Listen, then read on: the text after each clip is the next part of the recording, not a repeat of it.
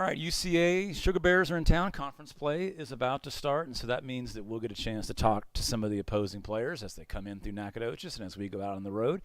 And today, before practice, we get a chance to sit down with senior outside hitter, all-around six-rotation player Haley Tippett. So, Haley, thanks for being willing to chat. Yeah, of course, anytime. So I mentioned you were a senior. I want to ask you, has that sunk in? Are you trying to not think about the fact that you're a senior, or how have you kind of handled, whoa, this is the last rodeo? Well, we were actually just talking about this on the bus with Jones. We're like, oh my God, we're almost halfway done with our season. And I was like, it's going by so fast.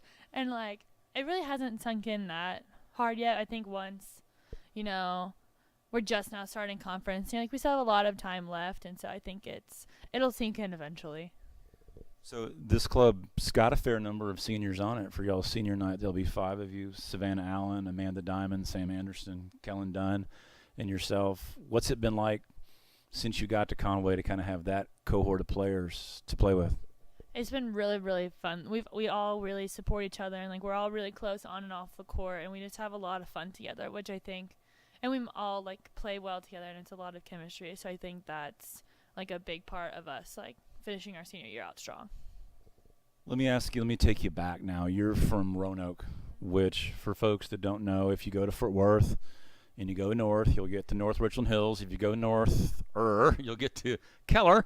And then if you go north, then you'll eventually get to Roanoke. And I was actually in your backyard as we were going to the University of North Texas. This is where our tournament is. You're not that far from Denton, so that's where Haley's from. Tell me a little bit about the process of recruiting and how you made the choice to begin your college career going out to Florida to play at Stetson.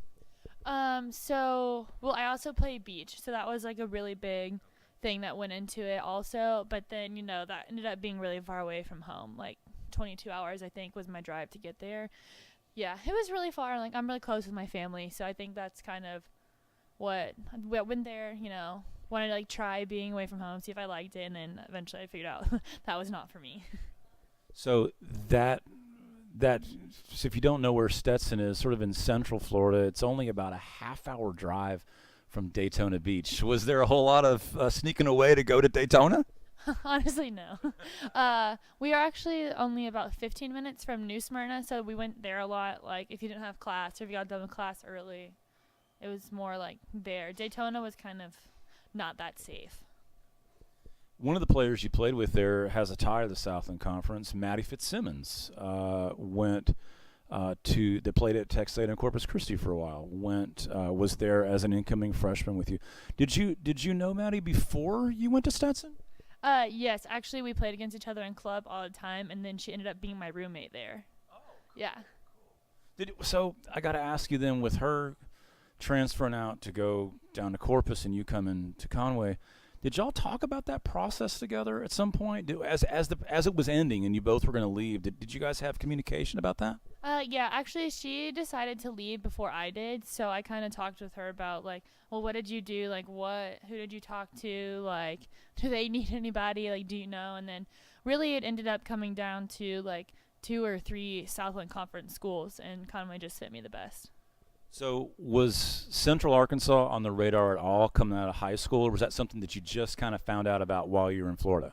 Actually, UCA was my first Division I offer for volleyball, and so it just kind of felt like it was meant to be to come and finish out here. Cool.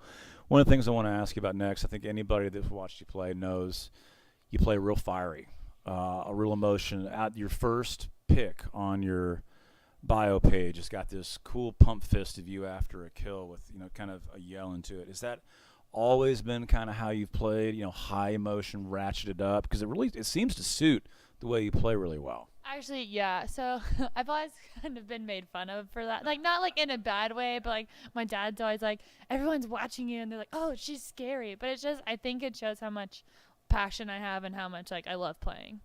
You think it's one of those things where if you tried to turn that completely off, that it would just, or the reverse. Sometimes players try to put that on, and it's not really them. We have a few players like that just they don't play well with the high emotion. Is that something, if you just try to push away, maybe would affect your game?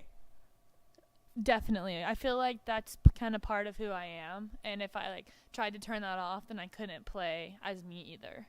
Have you found, like, through the years you've been in college that you've been able to stay that fiery self, but learn a way to harness it better than maybe, I don't know, maybe you can think of some times back when you were in high school where being an emotional player, fiery player got away from you? You feel like you've kind of graduated up to where that's always going to kind of stay at the right level. Yeah, I think that's definitely been like part of my like maturing process, especially with like coming and playing on a team where you never know like what's gonna happen. We have 18 girls on our team, so you never know.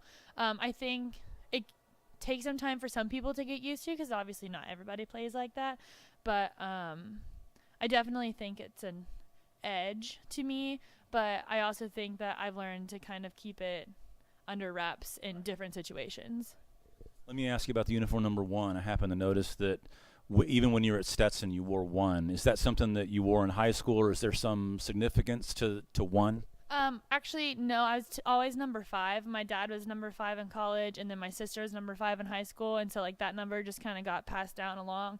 And then I got to Stetson, and there already was a number 5, and so I was like, okay, well, I like small numbers, so 1 was open, so I took 1, and then it's just kind of been like a comfort thing from then on. We know who's 5 Yeah. at UCA here. Already, I went and counted. So coming into conference play in the time that you've been in college, you put up 40 double-doubles. That counts Stetson in your sophomore and junior year at UCA. You already have a double 20 this year against Florida A&M. And then the very next match, you were 1 dig shy of another double 20, where you had 24 kills and 19 digs against Little Rock. Being an all-around player, what skill came first to you? Did you develop as an attacker first, or did you develop as a floor defender first? Okay, so I started like really working on my hitting first, and then like my 14th year of club, I had a very defensive-minded coach, and he always said like if you can pass, you'll play over like anybody else, or you'll always play, or you'll always find your way on the court. So like I really took that to heart. Like I didn't stop working on hitting, but like I really incorporated it more into like the stuff that I did on my own, or like my private lessons I did like 1 of passing, and then right after I'd have a hitting one, or like things like that. So I saw in the video you did for UCA that you said that you might be interested in teaching or coaching when you were done. Is that, given that comment, is that something you think that you'd instill in young middle school or high school players, that concept of, hey, look, you may like the big kill, but you're going to need to pass the ball?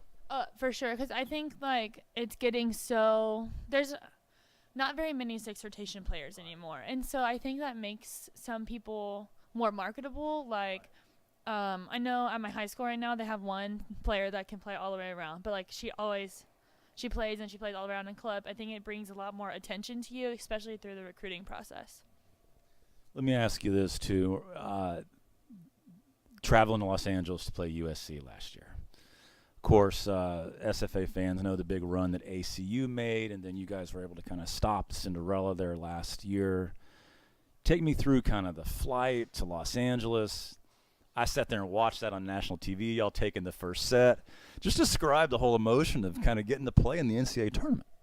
It was amazing. The whole flight there, we were all having so much fun, like just like experiencing it all, and getting there, and then like all our families are there, and like some people didn't know their families were coming, so like all that stuff was awesome. And then walking into that, the first time you walk into USC, you're like, oh my God, it's massive. Like it is massive, and there's so much space, and it's so bright, and there's so many things to get used to. But I think we just came out and we were like, we don't have anything to lose here. We're here, we're the underdog, like we're just gonna go all out. And then we took the first set, we almost took the second set, and then I think we were just so high on emotion that we were just like, ugh. But it was an amazing experience. If you get a chance to do that again this year, of course you don't know where you might be sent. The Southland winner never knows whether we're going to play Texas or like what you guys got to do. Have you guys already kind of talked about, not getting ahead of yourself, but you kind of already talked about the learning experience of that bright lights and all that? If you got a chance to do it again, it seems like that would have benefited you. Yeah, I think especially going through it before, I think we would know like not to play with such high emotion and just like really take in your surroundings like before you go and play, because you only get one practice in there. So it's like really take in practice, take in like your depth perception, take in your where's the set compared to the lights, like do I lose the ball when I'm serving or things like that. And last, is there anything so far, you mentioned we're about halfway through and conference starts tomorrow. Is there anything that you kind of feel is different about 2018 than last year? Have you been able to identify? I mean, you're coming off of a tournament championship. You guys and us are picked as top two, basically the same number of points in the poll. The game tomorrow, I think people understand these are the two strongest teams right now in the Southland. But is there anything that feels different to you about 2018? You know, last year we had our one senior, and like this year there's 5 of us. And so it's not like we all wanted to win like for Megan last year. And I think this year it's different because like us 5 expect us to like go back to NCAA, expect us to go into the conference and perform well and go into the conference tournament and pretty much repeat what we did last year, but maybe a little bit better actual conference season performance. But I think it's just there's a lot of expectation there instead of just like we're going to do this for this one person, we're going to do this. It's more like no, like we are doing this. Like there's no question. Haley Tippett, outside hitter. See her in action tomorrow here at Shelton Gym against SFA, and we'll see her, of course, over in Natchitoches in late November for Southland Conference Tournament. Always a pleasure to sit and chat with you, Haley. Thanks for your time. Yeah, of course. Anytime.